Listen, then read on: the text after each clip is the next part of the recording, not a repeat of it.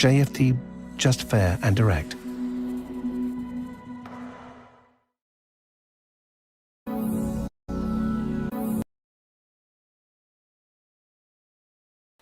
Okay, hello and good morning everyone. Welcome to JFD Traders Espresso with me, Darius Anucauskas. Today is the 2nd of August 2021. So yep, welcome everyone. Welcome to this first trading day of this week and of this month, of course.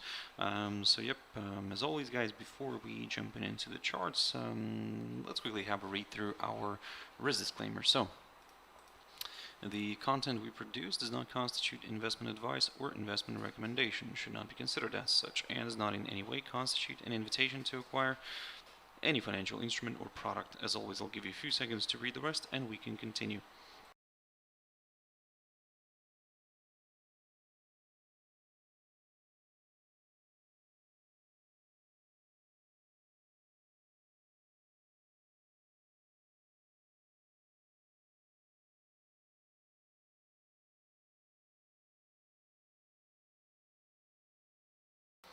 Okay, so now then, also just before we jump into the charts, as always, quick mentioning of our JFD YouTube channel, to which you can always subscribe to in order not to miss any of our upcoming videos, and of course our JFD Bank website, and specifically our JFD research page, which we also update on a daily basis. So yep, check us out here on jfdbank.com and click on the research tab right there on the top, guys. So now then, let's jump into the charts. The first one I want to pick up here is Nikkei 225, and yep, basically we had a nice little reversal here this morning. So we pushed back above this hurdle, the one that I talked about. So this is what I said last week, that in a way, given that it dropped and stayed below that 27,385 territory, kind of did kind of give some hope here for the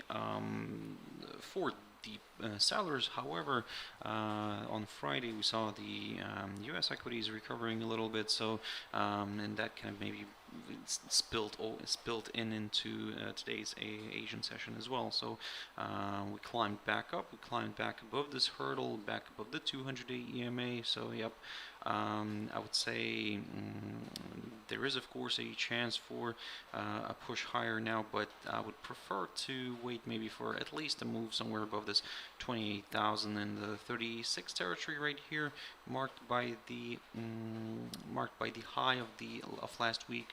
At the same time, a push through this level would place the price above the 21-day EMA, and potentially more buyers could join in here, at least for a little bit. So yeah, for now, like I said guys, let's keep an eye on this. Let's keep an eye on some of these levels, and for the downside, again, I'm gonna stick to the same area. If we drop below this hurdle again, then yes, I'll aim for the downside one more time.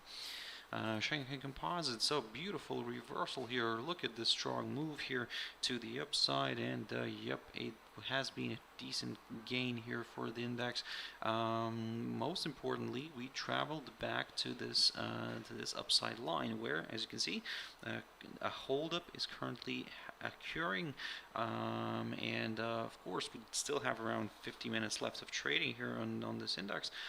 So let's see how this is going to play out. But so I mean, at the moment, I'm kind of keeping an eye on this upside line. I want to see how it's gonna if it's going to provide decent resistance or not, but at the moment it is doing exactly that. So let's see if this scenario that I talked about last week will play out, because what I said last week was that we might see a push, a nice recovery here back up after this kind of steep decline here. And if it gets a hold up somewhere near this upside line, then yep, another slide could be possible. So, but if it starts pushing through this upside line, through this 3,470 territory, then well, I mean, we could start maybe looking at the upside again. But I'll take it from there if we see that move. Now jumping into the German index DAX, and yeah, we kind of stayed in this little range here on the index, and this range was roughly between the this 15,456 territory right here on the downside, and on the upside the 15,681 level. So we're stuck in between these two areas. And yeah, so for now, I mean, I would say that let's be very careful here, cautious. The cash index is currently trading at around 15,616 territory, so basically we're closer to the upper side of this little range. If we manage to clear the upper bound here of this range, or in other words, push above the high of the 23rd of July, then yes, we could aim for the upside again. Nasdaq 100, very quickly on this. So yep, the index did remain on the kind of above this upside support line, above the 21-day EMA as well. So we still have kind of a decent opportunity here to move higher.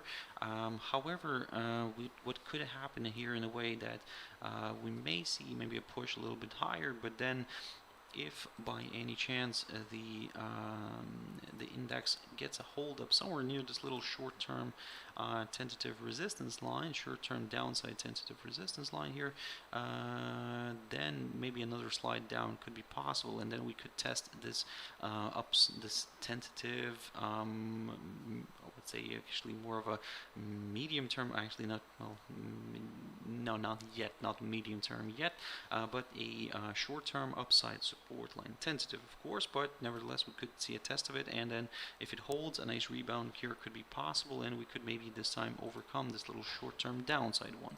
So again, there are a few kind of issues here, of course, but if you want to be, let's say, on the safe side, what you can do here is just wait for a violation of one of those lines, and then we could consider the next short-term directional move.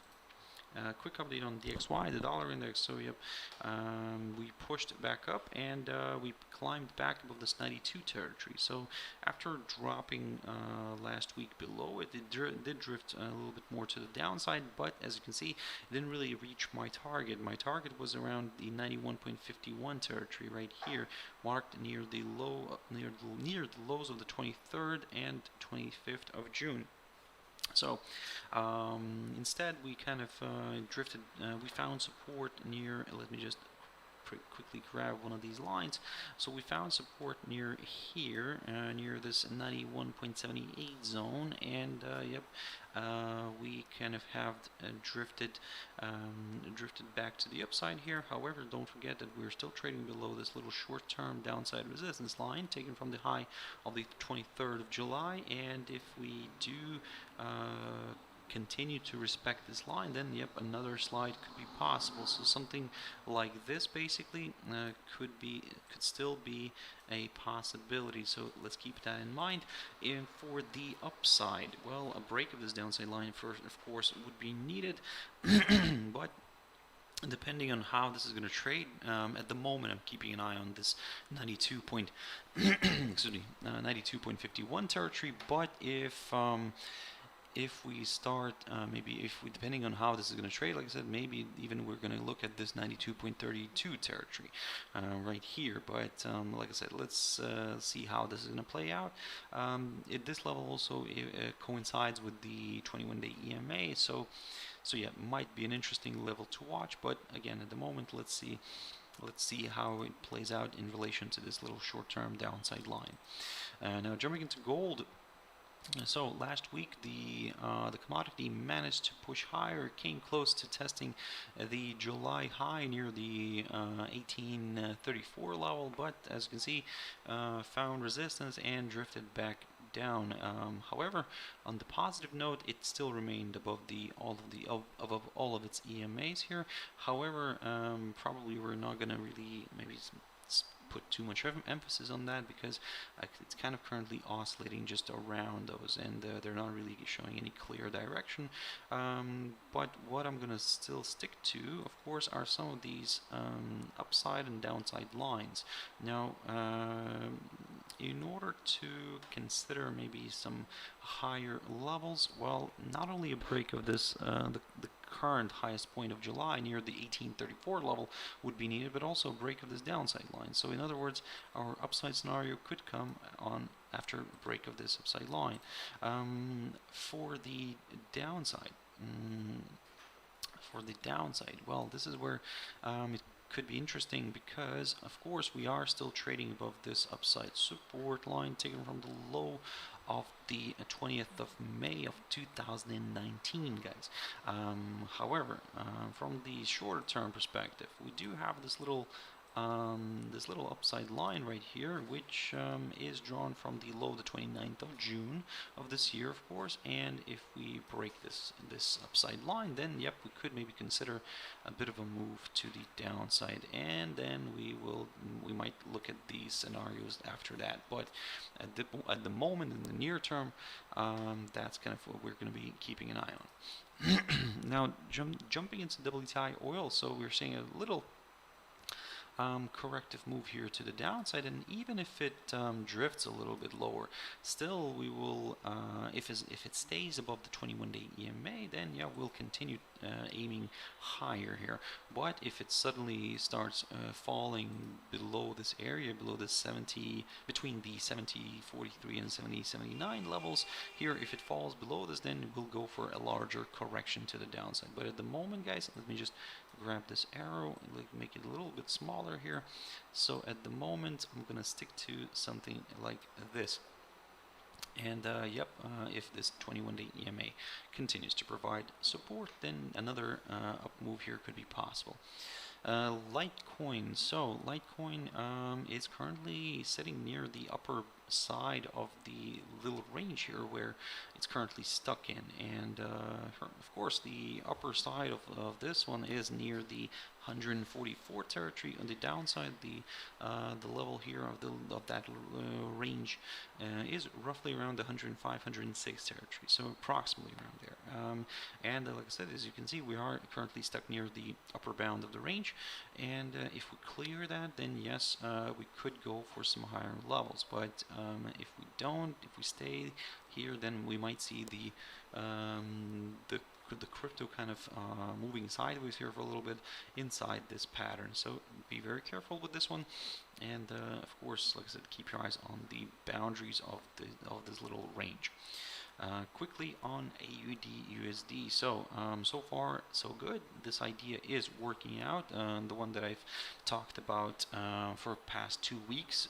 Basically, the idea was here that if we push a little bit higher here, but find good resistance near this downside line here, taken from the high of the 11th of June, then yep, another slide here could be possible towards the lowest point of July near the 0.7890 territory.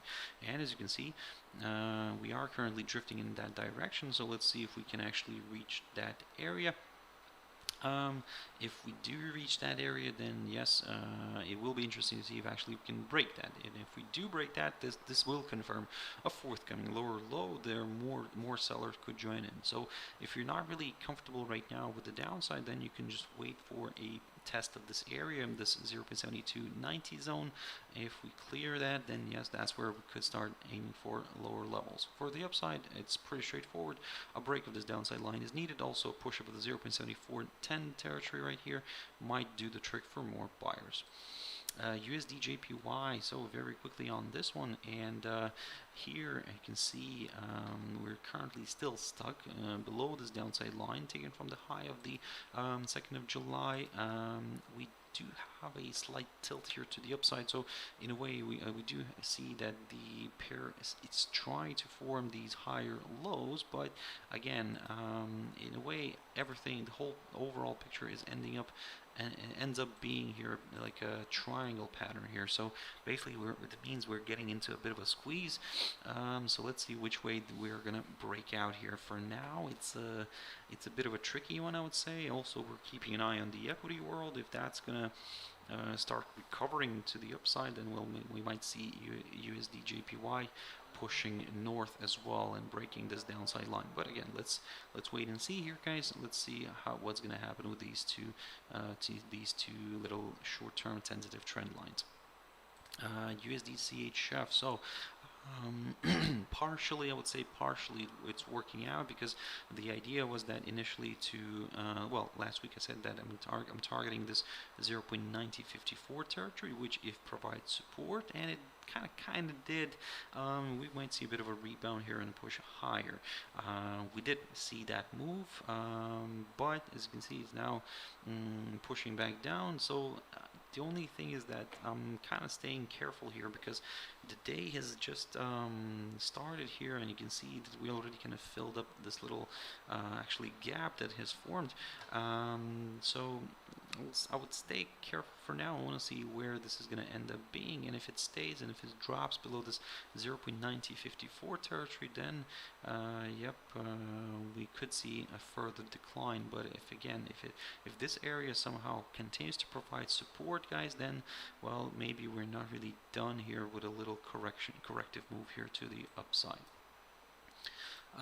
GBP USD. So GBP USD.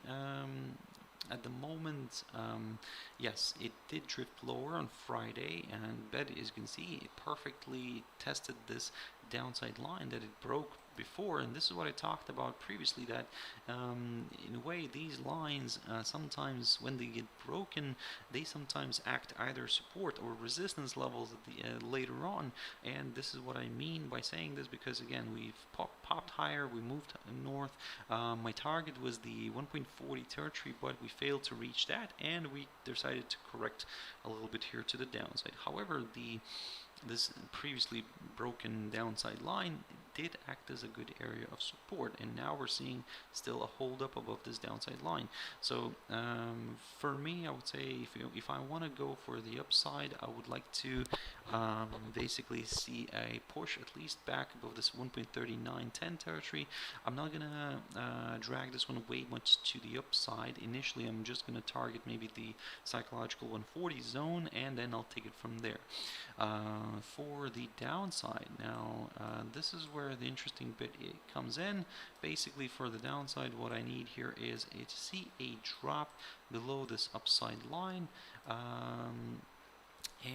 Yep, this upside line, let's not forget that this upside line is taken from the low of the 18th of May 2020. So if we drop back below this upside line, then yes, I'll aim for the downside again. Quick update on Euro NZD. Now this one's quite interesting. I've briefly mentioned this one recently, but basically, as you can see, why we are seeing very nice formation here. So basically, it seems like a nice potential ascending triangle pattern here forming, which of course, according to all the TIA rules, tends to break to the upside. So but again, we cannot really do much right now, just because we need to wait for a violation of the upper side of that pattern before getting a little bit, at least a little bit more comfortable with the upside. So a nice good push somewhere above this territory right here, maybe even not only this barrier, but the whole territory here, because as you can see, we also have this level, the 1.7128 zone, which is marked near the high of the 4th of January, near the high of the 18th of June. So basically a nice good break through this whole highlighted territory. Yep, might do the trick for more buyers. And finally, EURUSD, guys. So yep, pushing nicely to the upside after we nicely broke this falling wedge pattern last week. So so yeah, we're pushing a little bit north here. What I'm considering here maybe is to see another push higher, but I'll get a little bit more comfortable with that idea if we get a push through last week's high.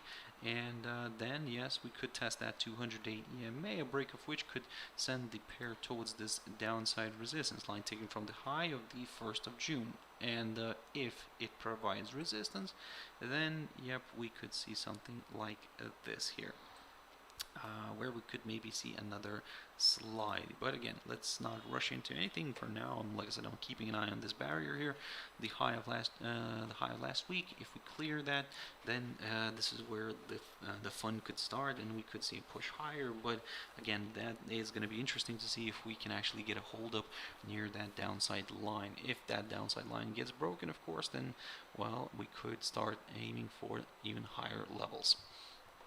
So guys, that's it for this session. This was a very quick session, so I hope you found it useful, and thank you very much for watching and listening. Thank you very much for joining in. I really appreciate your time, guys. So if you want to catch me tomorrow morning, as always, at my Traders Espresso, that's 6 o'clock GMT time. For now, have a wonderful trading day. Stay safe, have your stop losses in place, and everything will be fine. So thank you very much, and bye-bye.